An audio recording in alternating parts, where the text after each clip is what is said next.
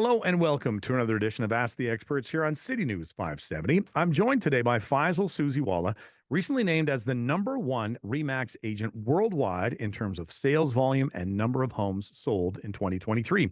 Listeners, if you're interested in any of the information we discuss over the next hour, please reach out to Faisal. You can start your journey at homeshack.com. You can call him directly, 519-624-5555, or email Faisal at homeshack.com. Faisal, we're heading into the warmer months. Typically, we would see an upswing in the housing market here in the region. Is that the case again this year? Well, we're finding that there's already an uptick in the market for the spring. We've seen approximately 9 to 12% increase in property values over November of 2023. And if you recall, last time we were talking, I was suggesting to people back in fall of last year that they should just hang tight, watch for these rate announcements, which are being paused for the most part, and not to be premature in listing their homes because they could gain a lot more value by holding off. And on the flip side, I was suggesting to buyers, well, if you're thinking of getting into the market, don't wait until the spring because you're going to Right. pay a premium, which we are at right now. So certainly there's a lot of moving parts here, a lot of factors to consider. We have interest rates on one hand, but a 1/4% drop in interest or 0.5% drop in interest rate won't really put a dent in those who had 2.5% interest rates that are renewing at 5.8. So those Right. folks are going to have some challenges. And we look at the numbers on the average home price, or the average home mortgage, I should say. $1,800 is the approximate increase in payment that homeowners will be facing. We will Wow. see the outcome of that and what actually transpires most likely in the fall as a result of that. Perhaps we're going to see an increased level of inventory in the fall, but it might be more desperate inventory because people are being Mm. reactive and did not really look at what they should be doing ahead of time. There's amortization schedules that they can look at and increase, and we've talked about some of those topics. But it's going to be a very interesting few months, and coming towards the end of 2024, a lot can certainly happen. And when you're talking with potential buyers and sellers right now, if someone, as you're saying, the mortgage might be coming up and it's going to be that hit of $1,800. Are people trying to be creative as to how they're going to handle that? How are they sort of preparing themselves for those things? Well, in some cases, they're being proactive. They're speaking to their financial advisors, saying, "Okay, can we extend our amortization from perhaps 15 or 18 years to 25 years instead of taking that larger burden?" And if they do it right and they do it for a shorter period of time, that might get them out of the woods until the interest rates come down. Right. Hopefully, by this time next year, we're expecting it should be down by another percent. So all of that will have a positive impact, but it's weathering the storm right now, coming up with a temporary solution to get through this time and not being reactive and saying, well, I got to sell my house right now because I can't afford it anymore. Like, look at all the options that are available to you. Income producing options in their homes, whether it's renting out a room or renting out the basement, just something to weather that storm for at least a year and a half. I think would get them into that time when the market does settle down. And as you're saying, it's not like you want people to be their hand to be forced into selling, but it may be for some people that, they may be, hedging their bets or thinking, we were thinking about selling in a couple of years. When they're looking at that bump in mortgage, it may be that this is actually the best time for them to start moving on those things. Absolutely, absolutely. If we take a look, so Canada Mortgage and Housing Corporation, they've said that home prices could maybe jump back up to what we had found or what we had seen back in 2022, maybe in a year or so. What's your take on all of that? Well, Canada Mortgage Housing Corp predicts that home prices could match peak levels from early 2022 by next year and even set new highs by 2026. So that's where my commentary is coming in, that if you can weather the storm, you might be just around the corner here where the prices are going to be back up. Again, on the flip side, for the buyers, you may not want to wait until that happens because we saw what happened in the peak of 2022 when, 18 to 20 offers and $300,000 over asking price. But despite an increase in rental housing supply in 2023, it's still projected that the supply won't keep up with the demand that we're going to face, which will again lead to higher rents and lower vacancy rates. But that's all going to wash through in the next few years with the lack of home builders not wanting to put housing out there right now. They just cannot put housing out there. The terms are not favorable. Financing is not favorable. Municipal red tape is working against builders. So there's a lot of factors that are going to be involved here. But the main takeaway here from Canada Housing Corp, CMHC, is that expect prices to go back up to 2022 levels by next year, end of next year, and surpass those levels by 2026. So if you're holding on to property, it might be better to hold on a little bit longer instead of exiting right now. And if you don't own property, this is certainly a good time to either buy your first home or get some of your money into investment options in real estate. I know, it may be a negative thing from some perspectives to say, why are we using real estate as an investment vehicle? But it's a very stable vehicle. And we know that the demand is going to be high. Why not put your money where you know you're going to see some appreciation over the next 3 to 5 years? And I was talking with a friend the other day, and we were talking about the difference between good debt and bad debt, and the idea of if you're investing in your education, that's good debt. If you are, racking up the credit card bill, that's bad debt. But if you're looking at real estate and taking on a mortgage, whether it be for a rental property, as you're saying, or just as you've said before, just to get yourself in the market, that's good debt because nothing. You look at going out and getting a new vehicle, that's not going to appreciate necessarily in the long run. But we know that for real estate, that's always the case.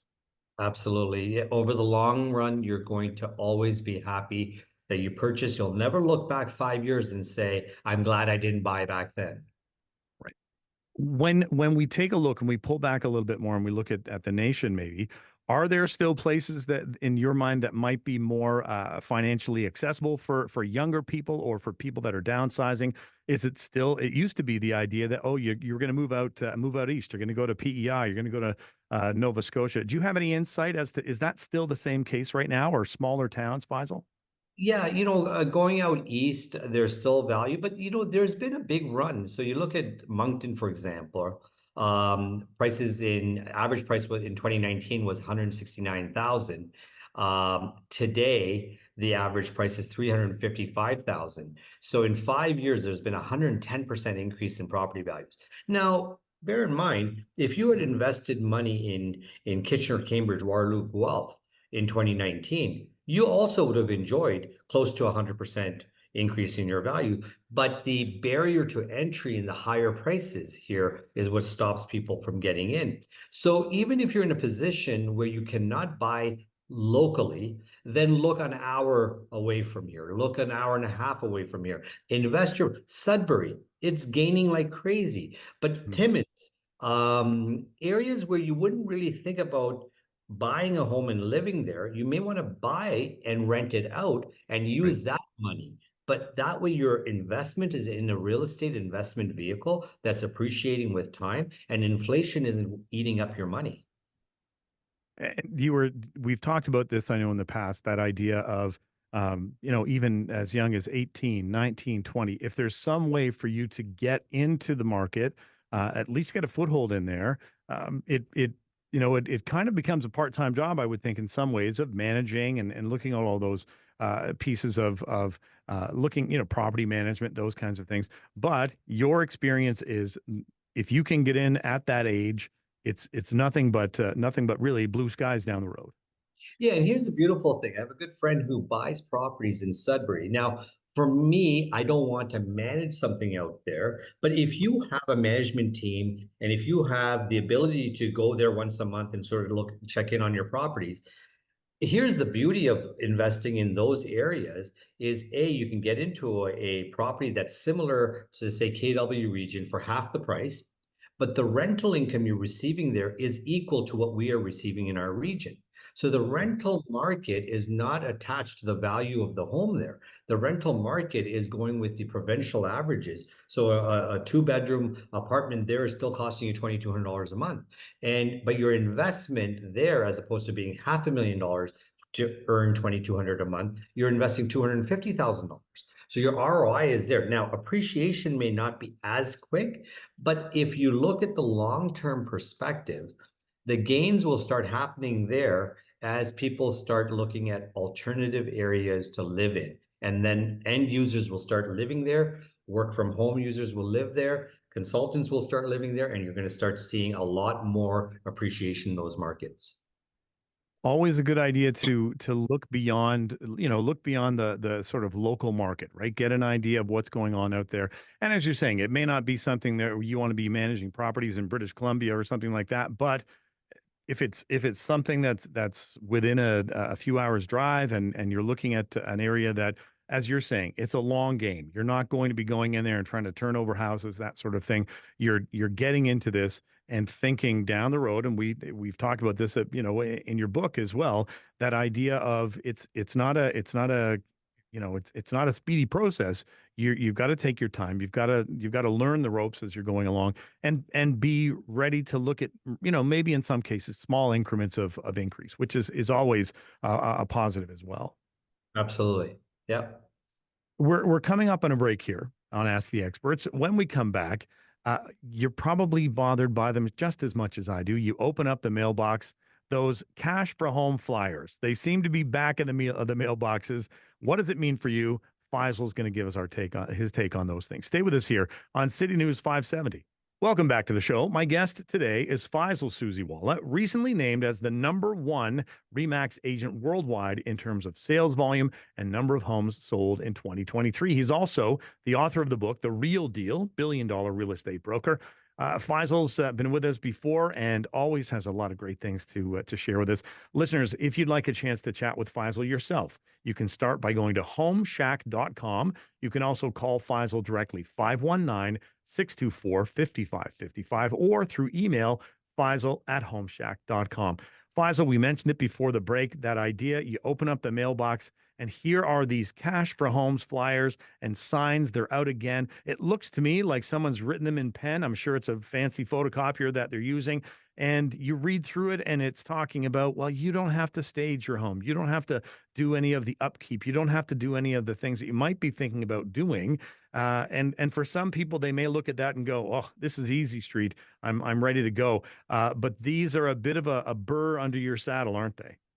They are because, they're very misleading. So these flyers often target vulnerable individuals such as the elderly or those facing financial difficulties, which we're seeing today. So Right. those vultures are out now in big volume, and I'm glad that the region has passed the no boulevard sign bylaws, and they're starting to take those down. First of all, it looked awful, pollution everywhere, sign pollution everywhere, so I'm glad the region is doing that. So that's now bringing them back to flyers, so they're getting in your mailbox because they can't get on your lawn. But they offer quick cash solutions. They capitalize on fear and uncertainty about the traditional selling process, saying, oh, Right. house has to be on the market, you have to show it for months, you have to pay commissions. All that may be true, but what is the incentive for these people? The incentive is to buy your property for well below what the market value would be. And they say, well, you don't have to do anything. You don't have to repair. You don't have to stage. You don't have to paint. You don't have to. But at the end of the day, that's what they're going to do to Hmm. maximize the return that they get. So A, they're going to buy for well undervalued, probably 15 or 20% less than your home is really worth. So there goes your entire equity. Secondly, they're taking it as is, giving you the feeling that it was an easy sale for you. Hmm. As you know, I have a renovation program where I lend up to up to $25,000 to my clients to renovate their homes at no interest, no payments, so that we can improve their home. So after we've improved their home, I can sell their home for a much higher price.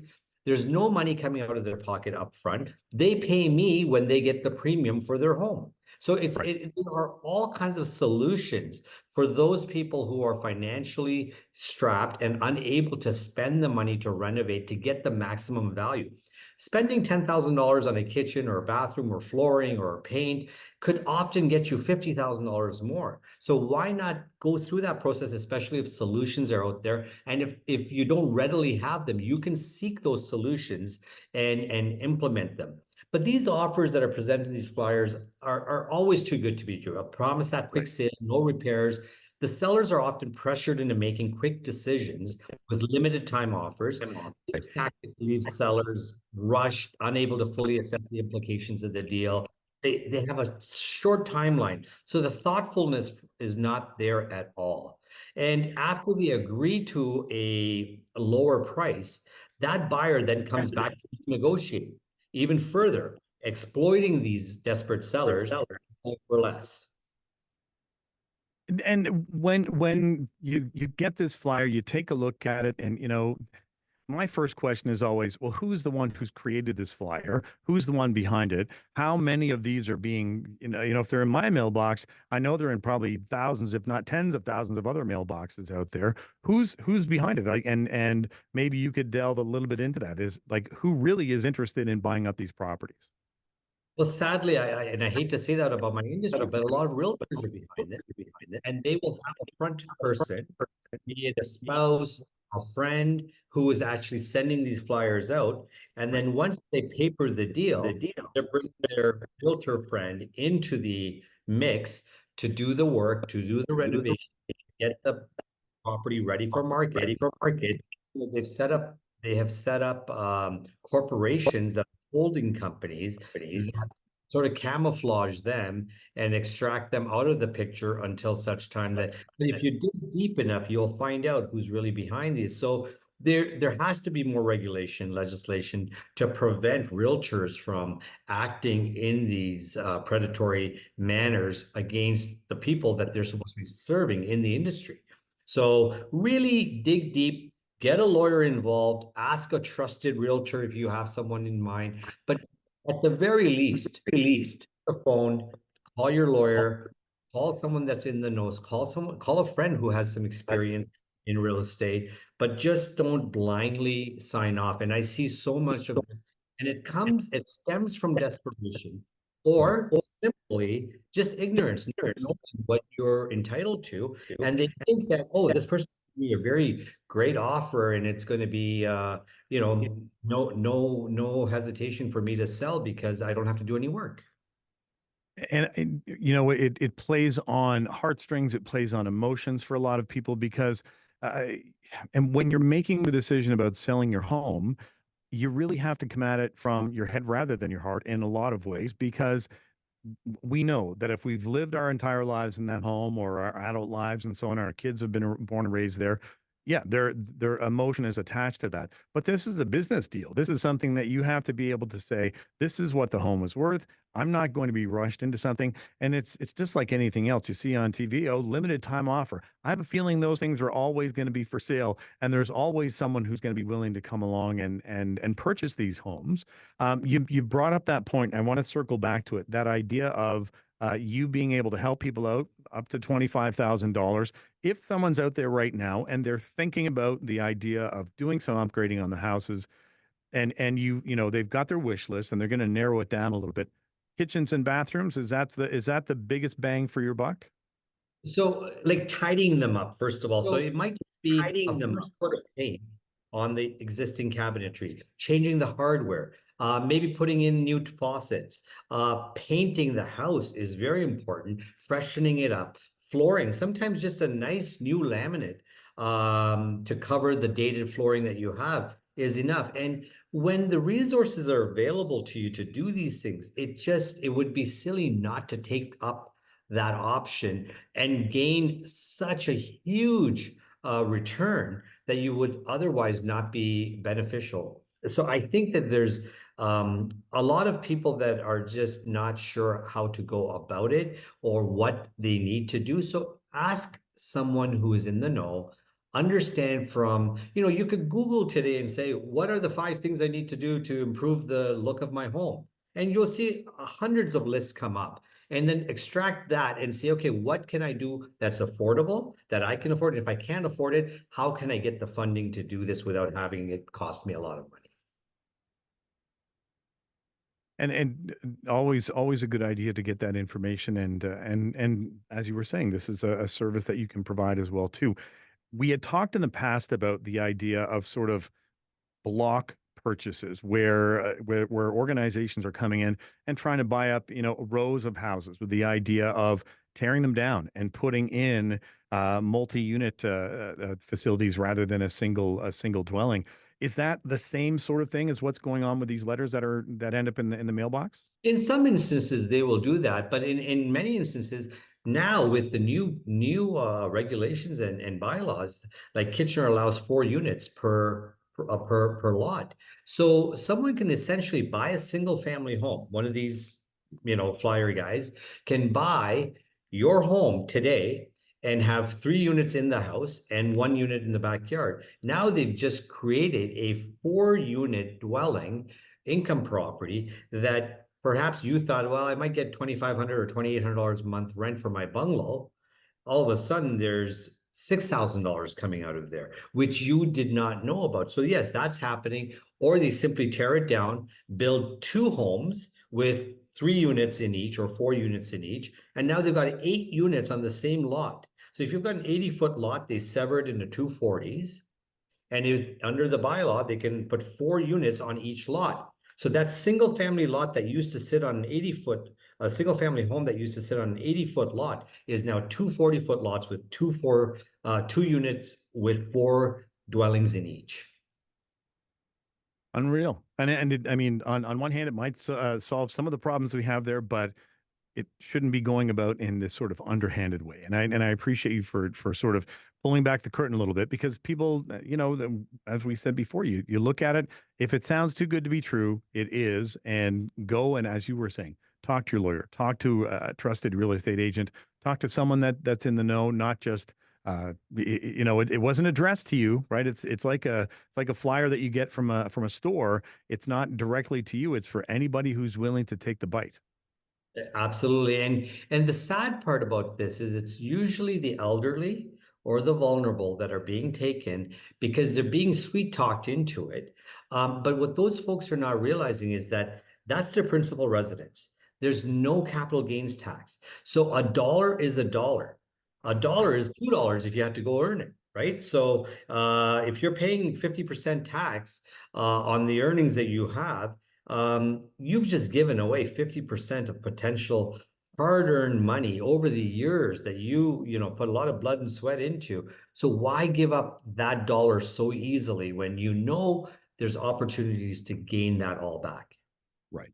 And even if someone finds themselves in the position, and we know it, especially we're getting to that age where elderly parents may pass away, and the home falls to one of the children to look after.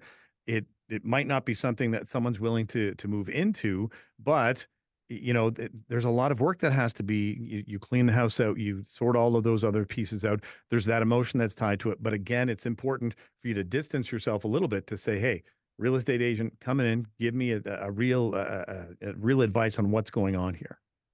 Yeah, just to give you an example, I have 3 active projects right now where either the parent passed away or the parent is in a nursing home.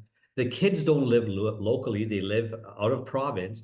And the first call I got was, I just got to sell this thing, get it off my plate.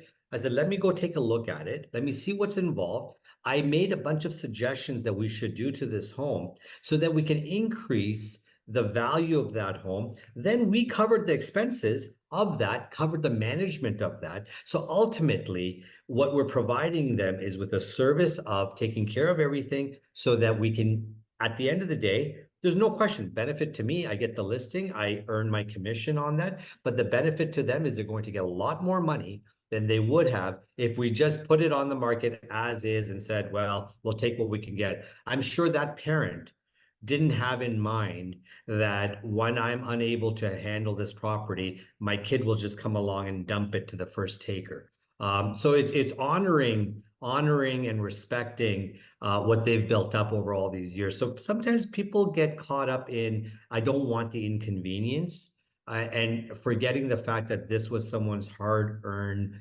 money and this was their home. It's not just something you should just dump. That's a great point, Faisal. Thanks so much for saying that as well, too. We'll take a quick break. We'll get an update from the City News 570 News Center. When we come back, what's been happening locally over the last 5 years and what that might mean for the future as well. Stay with us here on City News 570. Welcome back to the show. My guest today, Faisal Susiwala, recently named as the #1 REMAX agent worldwide in terms of sales volume and number of homes sold in 2023. And he's looking to do even better for 2024. I'm setting him up for it. He hasn't said that to me. That's just me. That's me pumping him up. If you'd like a chance to chat with Faisal yourself, you can start by going to homeshack.com. You can also call Faisal directly, 519-624-5555, or email works as well, Faisal@homeshack.com. Faisal, before the show, you had sent over some notes. We were taking a look through those notes. And the one thing that really stood out to me was this, the number was, it was talking about our region, Kitchener-Waterloo, just this remarkable surge in house prices rather, over the last 5 years.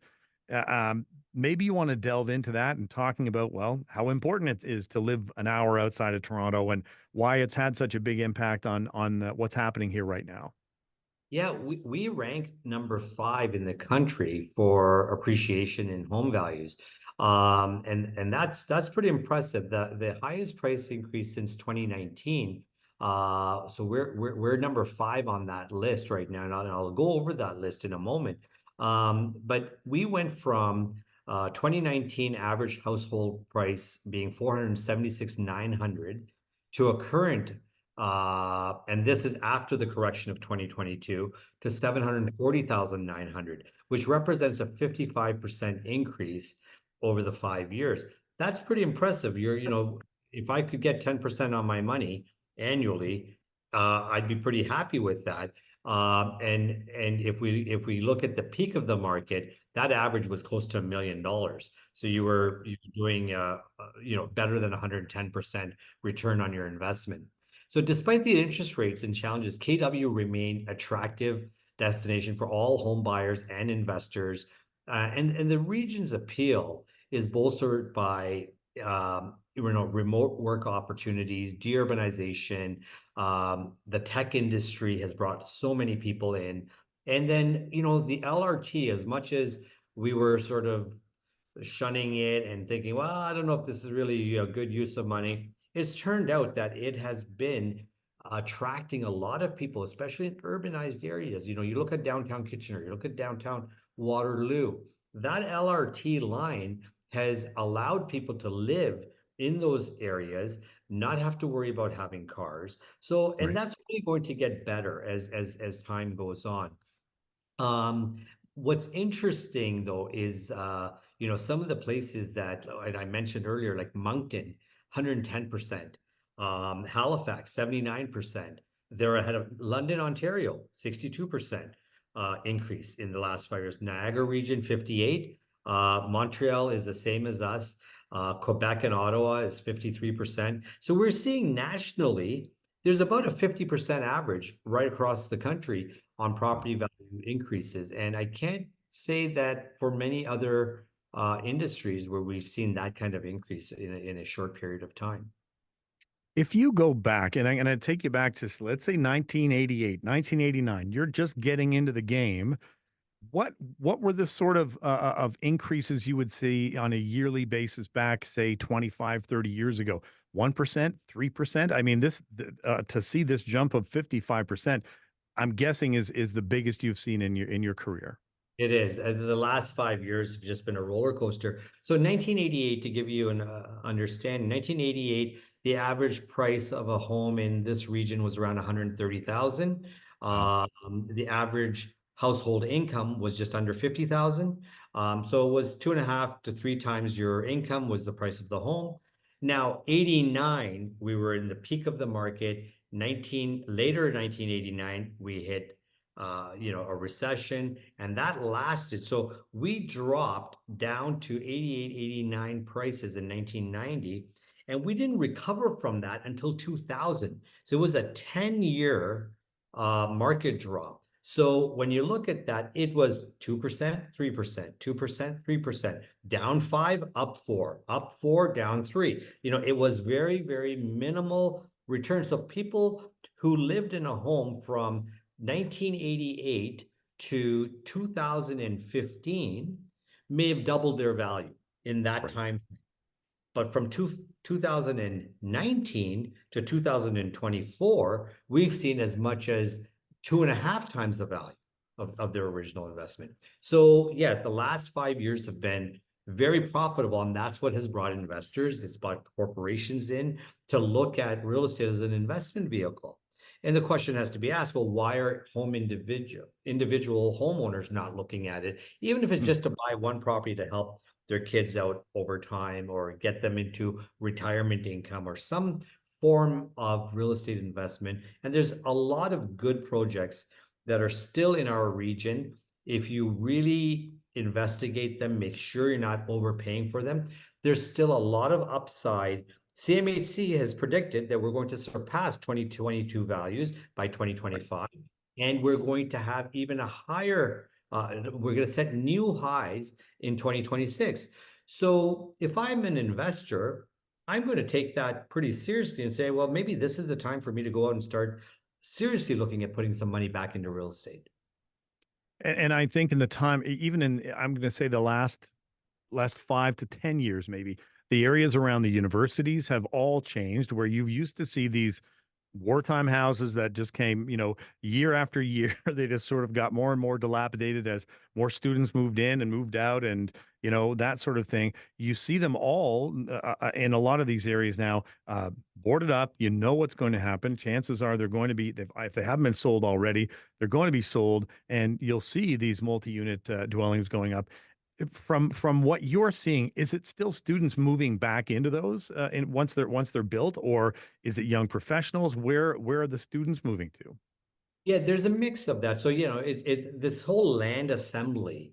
It's like a game of Monopoly, right? You buy the three wartime homes next to each other, and then you put hotels on them. In this case, you put apartment buildings on them. And the folks that are buying these are typically students, if it's in that catchment area. If it's a little bit outside, so I see projects right now on Herb Street. I see them all along the downtown core. Now, those may not be so much for students as much as it would be for your professionals wanting to live and work downtown. We're seeing stacked townhomes that are Right. starting to come into those areas for those who don't want the high rises. But yeah, we're going to continue seeing that. But no, it's not just catering anymore to just students, it's young professionals, but it's also people who are downsizing from their traditional suburban home that are saying, I'd like to be able to walk downtown, go to the library, go to my local coffee shop, and just have more of an urbanized feel where I can walk to the corner store or whatever it is, as opposed to having to get into a car every time. And that LRT has certainly contributed to that development as well.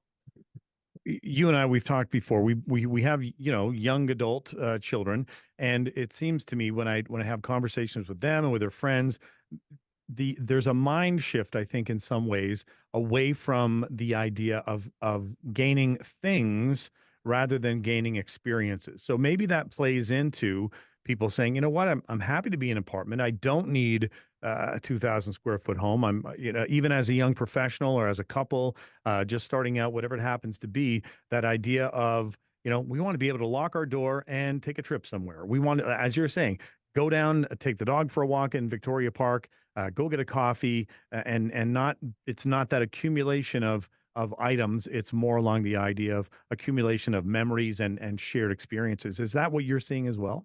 Yeah, absolutely. There's been a real mind shift or and a shift in the way young people today look at their lives. And you know what? Maybe they're doing it right because our generation has always worried about the next generation. Right. and concerned about building wealth, building now. And I still think that that's important because we have had opportunity that our young people today may not have.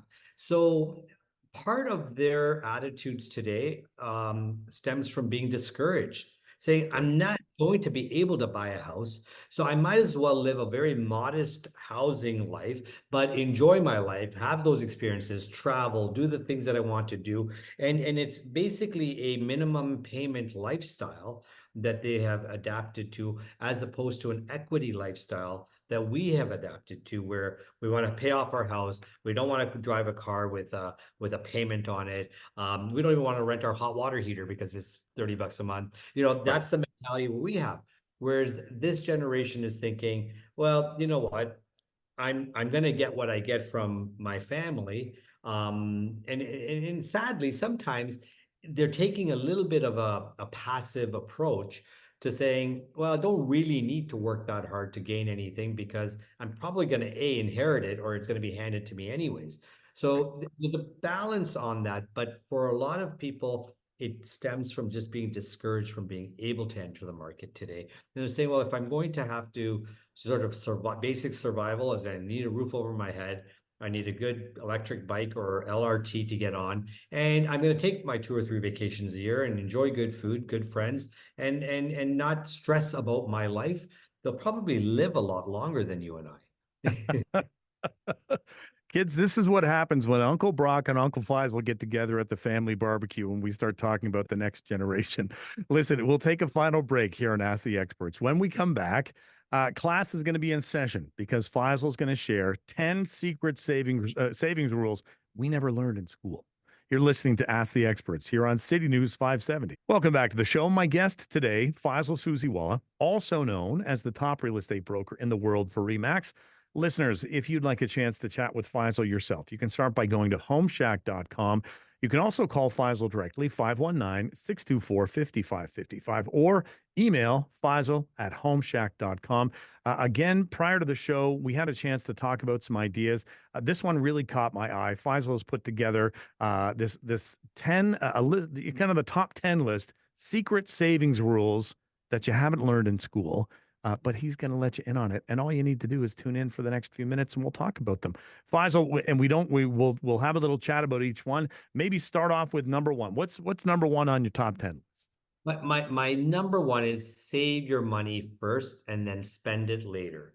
So this whole instant gratification, put it on credit and I'll pay the bill at the end. It's the opposite. If you want to get ahead in life, save some money first and allocate a portion of your income to savings before spending it. So even if it's 10%, you're making $1,000 a week or a month, put $100 in an account and forget that you have that.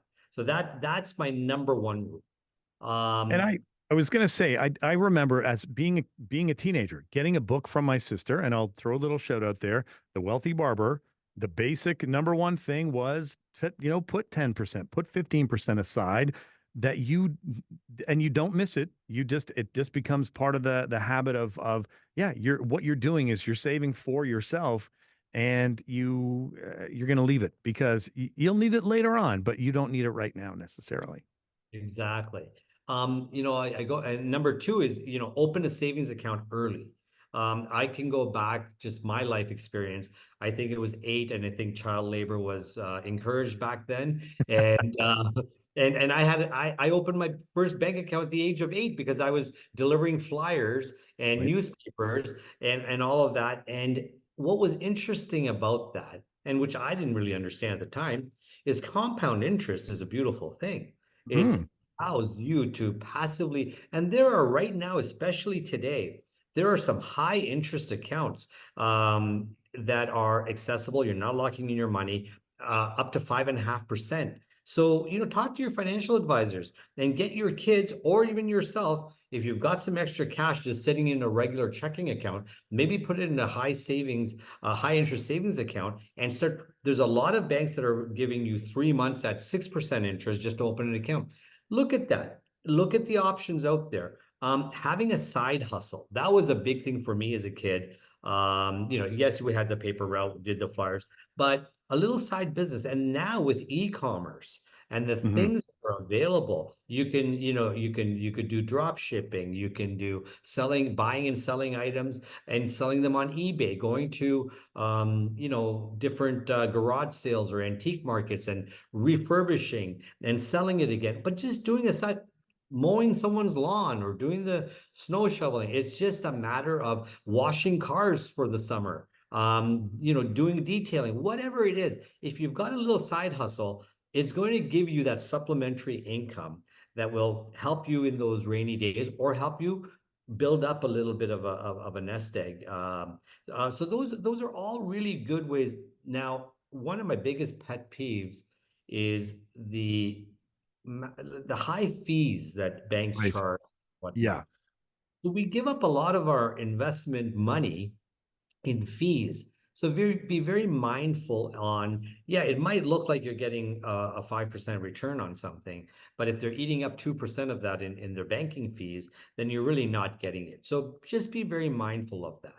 And Uh, that's our money. You never for like that. You don't need to make the bank any money. They're making enough money as you go along. So be as you said, be wary of that. I like that idea too of your side hustle. And I think about during COVID, like during the pandemic, I think a lot of people did that. They were like, I've got time on my hands. What are some of the things that I could be? I've got a ton of skills.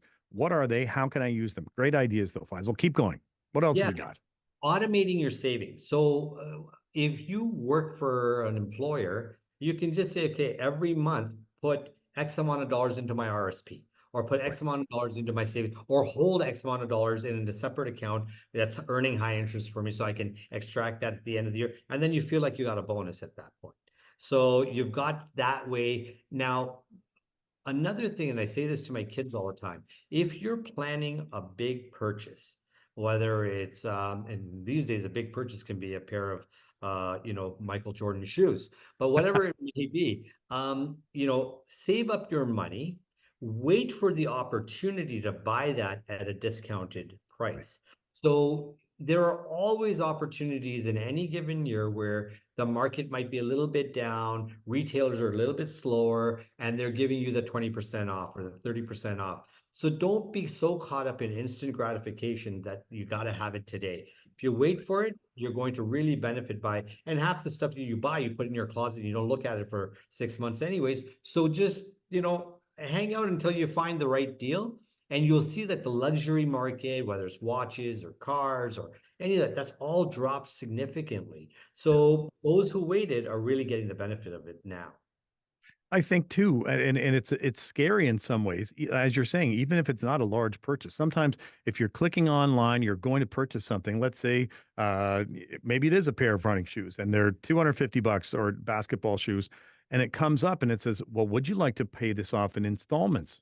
And you're thinking, "Well, yeah, well, why wouldn't I? I'm only going to be paying $40 for the next year or whatever it happens to be." But like you were saying before, be mindful of those fees, right? I think you and I come from the generation of, yeah, you save for that. The generation now is it's the buy now, pay later sort of thing. And we have to be careful of those things. Yeah. And take advantage of cashbacks. Right.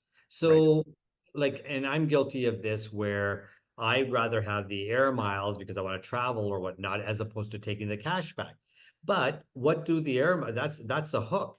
They're giving you air miles so that you will spend your money on travel as opposed to the cashback, which you might say, well, maybe I'll take that 3% cashback. Well, guess what? 3% cashback is earning 3% discount really on whatever you're buying. So there are benefits to that. And if you can, not be again so caught up in what can I do with these points, then the cashback is a great option to take advantage of. And smart. Um, And you're right. And I'm gonna just keep going with a few more things. You've got a few more on here. Yeah, so avoiding unnecessary bills.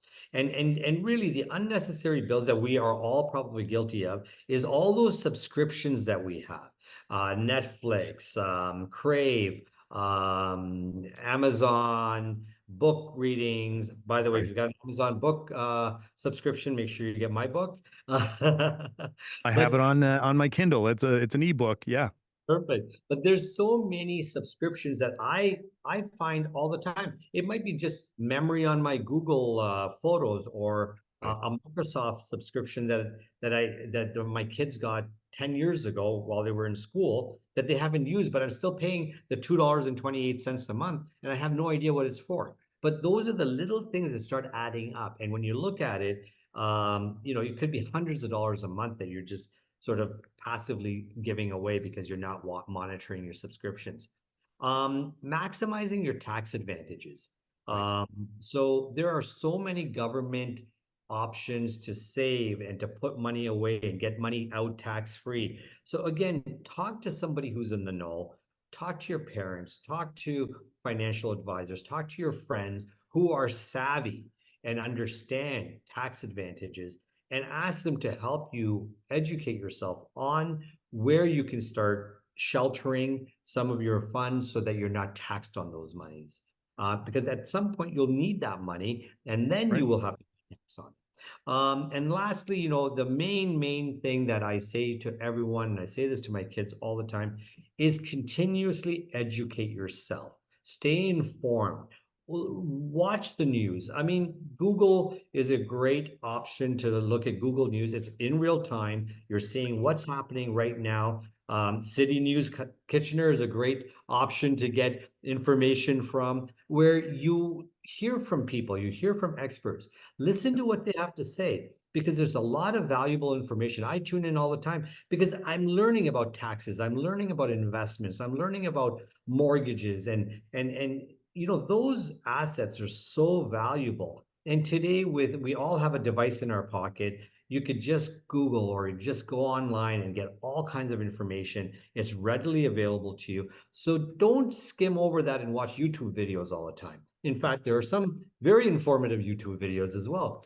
But really hone in on whatever topic it is. And what's interesting is when you start looking at those news topics, you'll start automatically getting more and more information coming into your devices because it shows that you're interested and you're being targeted on that. So it is very important to stay informed, get yourself educated, take advantage of the loopholes that are out there, and just watch your spending, especially in these times when high interest rates. You don't want to have to go and borrow money.